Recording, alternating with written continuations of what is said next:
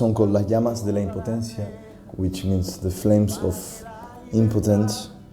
I don't know if you have this word impotence in English with the right meaning, in terms of when there's nothing that you can do. It's an overwhelming feeling.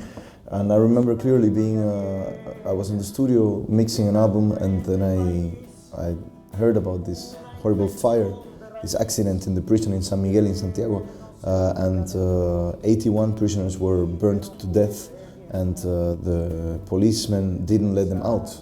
And I was very shocked by this terrible violation of the human rights right there in my own city, and I thought, okay, here's something that is horrible, that should never happen again, and that will certainly not make it into the history books of the future, because history is written by those who are in power and by those who own the editorial houses. So I said, okay, then we have to sing about it, we have to make it into popular culture, we have to make it into songs so that kids will know what happened and will not be immune to such horrible things. And the song not only goes about the facts of what happened, but also about a bit more abstract concept that we are all we're all in control of our own freedom, and that freedom is within each one of us, and that we are all somehow living inside a prison until we decide to get out. And the only way to get out is to go deep inside and to find that key, to get freed of it before you get burned down. Something like that. Salgamos de la prisión para que el tiempo no borre el sueño de libertad. I think this song had a strong impact, firstly on the family of those who died there, because they are the castaways of the society.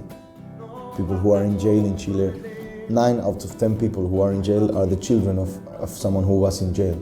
So it has to do not really with being a criminal, but with being poor, in the end, with being deprived of possibilities of making something out of your life. You must understand the situation in Latin America is very different to the developed Western world, in which the middle class has access to a lot of things. For us, it's kind of a different situation. So that I'm coming from a relatively wealthy background, and that I would be in touch with this, and I will be singing about it and recording songs in albums and getting it out there to people.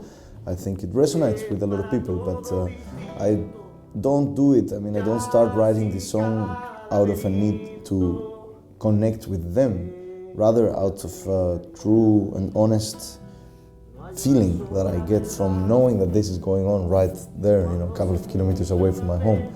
So I have not a desire or not a will, but actually a need to sing about this.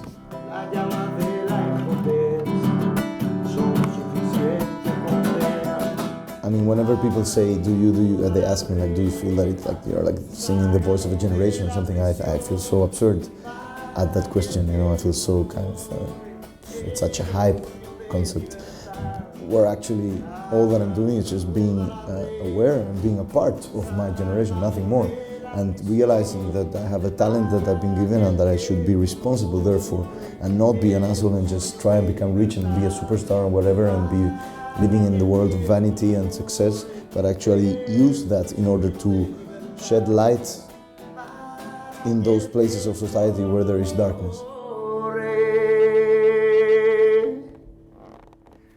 El sueño de